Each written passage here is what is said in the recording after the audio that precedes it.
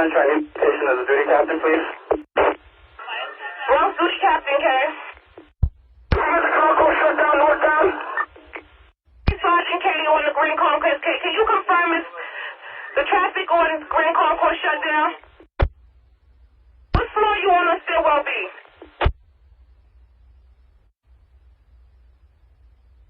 MOS is now on the 4th floor. MOS is on the 5th floor. Excuse me, 5th floor, MOS. Response 2, Central. Response 2. On the 7th floor, securing the people here. This is clear over here. 820, Central. Duty captain, Central to Bronx duty captain. Come here, go ahead, Central. Can you advise you're still in route 10 for Bronx duty inspector? Duty inspector, Central. Be advised, Bronx duty captain is still en route. Be advised, the 460 is on scene. Bronx duty inspector was advising for location of Bronx duty captain. I'm about 2 minutes out, Central. Going south from Grand Concourse. That's a 4K, thank you. 4-8 Sergeant, can you confirm your location for the 4-6 traffic? Sergeant, am I you there? 176 in Grand Concourse.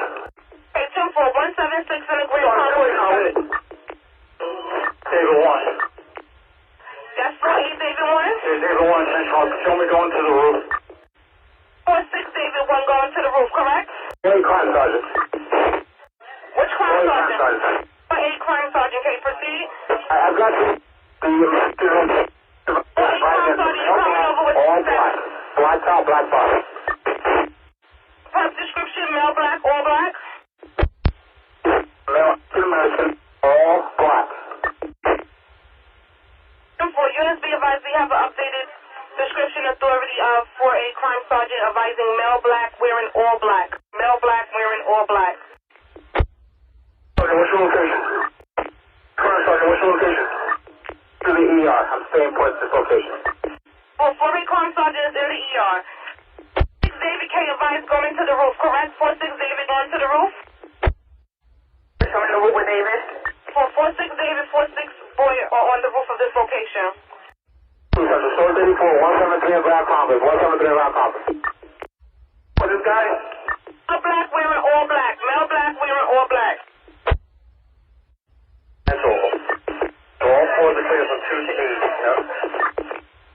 10-5, the last transmission, please. We cleared the floors from 2 to 8. Giving it 9 now. That's the blood leading from 8 to the 9th floor and keep going up. Inspector Central, verify for you. I need you to just transmit something for me, please. For duty inspector Central is ready. Proceed. Be advised, I have duty captain 1 over here. I need duty captain 2 to take command of the exterior of the hospital. That means all of the road exits to the hospital. I'm 84. Duty captain 2 is 84. I'll take care of the outside exterior, correct? 10-4. Duty captain 2, you copy on that command, K? Take control of all lower exterior. 10-4, Central. I'm 84. Okay, 10-4. 32-year-old Dr. Tracy Sinyi Tam was a family medicine doctor who typically worked out of a satellite office. However, because she was a hard-working and dedicated doctor, she worked at the hospital that day, covering a shift for another doctor as a favor. Dr. Tam was from Jamaica, Queens, which is a middle-class neighborhood in Queens, New York. She graduated from Toro College of Osteopathic Medicine in New York in 2013 and became licensed to practice medicine in New York in 2015. Furthering her options for practicing medicine, she was also licensed in New Jersey. A gunshot wound to the chest killed Dr. Tracy. It is such an inhumane and horrific way to die. Made all the more tragic that she was working to help others when they were at their sickest. Colleagues launched a GoFundMe for Dr. Tam's family, raising over $58,000 to cover funeral and other expenses. It wasn't a difficult feat to raise that much for this doctor, who gave so much to her community. Others described her as conscientious, committed, and compassionate, and everyone always commented about how dedicated she was as a doctor. Dr. Tracy Sinyi Tam was a wonderfully intelligent young woman who was taken from her family and loved ones far too soon. She will always be remembered. Active shooter, reports of an active shooter, mass casualty incidents.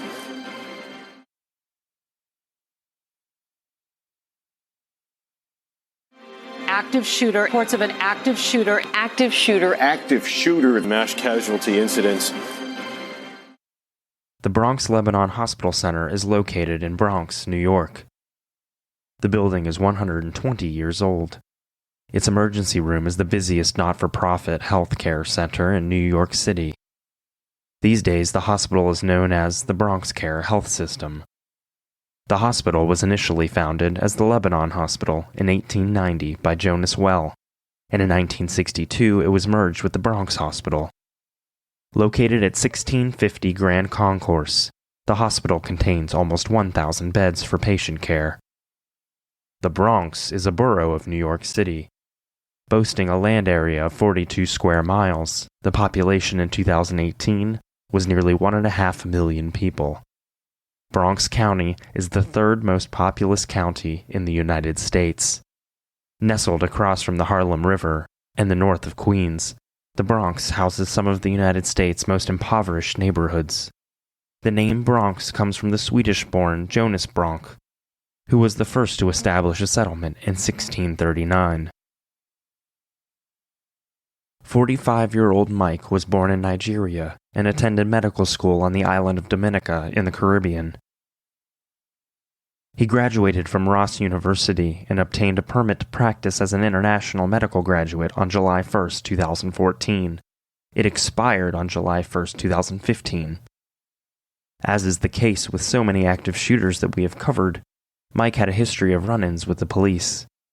He had prior arrests for serious crimes, such as burglary, sex abuse, and more petty offenses like public urination and turnstile jumping, which is subway fare evasion. In 2004, Mike pled guilty to unlawful imprisonment. A 23-year-old woman alleged that Mike grabbed her, which resulted in the misdemeanor charge. Again, in 2009, he was arrested. This time, it was for unlawful surveillance after two different women claimed that Mike attempted to look up their skirts with a mirror. The case ended up being sealed. He previously worked for the City of Health and Hospitals Corporation, and in 2006, Mike obtained a California pharmacy technician license. During the year 2013, Mike was living at the Bowery Mission Men's Center, and it was reported that he lived at 5 different addresses between February of 2015 and the day of the shooting. Mike was hired by the Bronx Hospital in August of 2014, though his employment there didn't last long. In February 2015, Mike resigned from his position instead of being fired. The reason his career was in jeopardy was because of a sexual harassment allegation. Mike was reassigned to a different unit in the hospital, yet he was still ultimately fired. The hospital claimed ignorance about Mike's criminal history when he was hired, which is how he seemingly slipped through the cracks. Somehow it happened again, because New York City hired him as a probationary caseworker in the HIV/AIDS Service Administration. Mike blamed another doctor for the demise of his career. He felt the reason he was no longer able to practice medicine was his mentor, Dr. David Lazala. Dr. Lazala trained Mike in family medicine, and while the extent of their falling out, if there was one, is unknown, it may be related to the sexual harassment allegations lodged against Mike, resulting in his forced resignation. Former co-workers reported that Mike was aggressive, threatening, and loud. He was intensely disliked, though there don't appear to be any specific charges against him beyond the sexual harassment claim. After the harassment incident was investigated, and Mike was forced to quit, he was vocal about his intentions. He was coming back to kill them all. It was no idle threat. Police searched Mike's home in the Bronx and located the original box the gun came from, the firearm that Mike purchased in upstate New York 10 days before his planned attack. His life was spiraling. Approximately a week before the shooting, Mike was fired from his new job at the HIV/AIDS Service Administration. He earned about $38,000 a year to conduct home visits and various other duties. Our research did not provide a reason he was fired from this job. 2 hours before the shooting, Mike sent an email to the New York Daily News asserting his displeasure about the hospital and how he was made to quit his medical career. This case is very similar, yet very different from many of the stories we have covered on Active Shooter. This wasn't someone that we knew had a long history with mental illness, yet he appears, by all accounts, to have serious sexual aggression towards women and was capable of severe violence.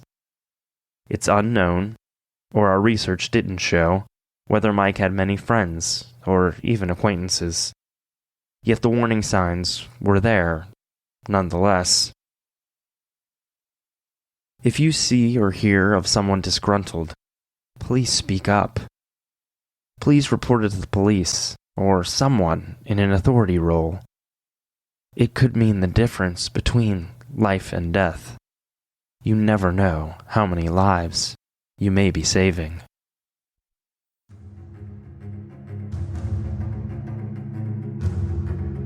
Thank you for listening to today's episode of Active Shooter, the podcast. Remember, if you see something, say something.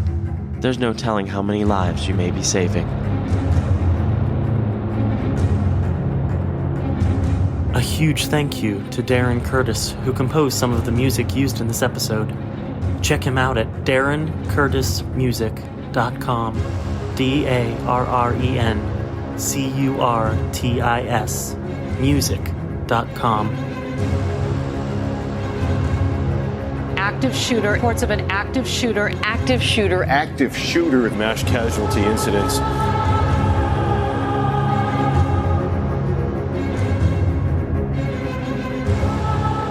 Make sure to check us out on social media. We have a discussion group on Facebook. Just search for Active Shooter, the podcast discussion group.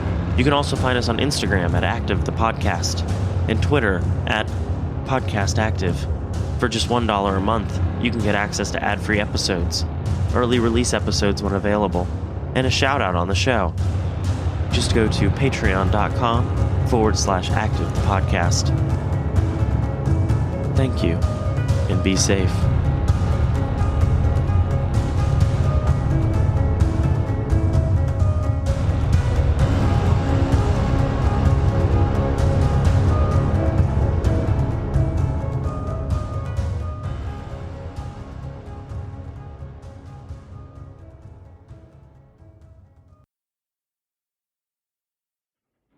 Do you love true crime, but are looking for something different? It sounds like a sitcom. It does. The Benders. The kind of assholes, you should probably leave them alone. Do you like learning about cases so off the wall they can't possibly be true? Her wig is enormous, but it is lifted off her head by a monkey. Do you love history, but want to hear about what they didn't teach you in school? It's just got a almost where you hang your horns sign. Do you like laughing awkwardly about cases that are bizarre and a little strange?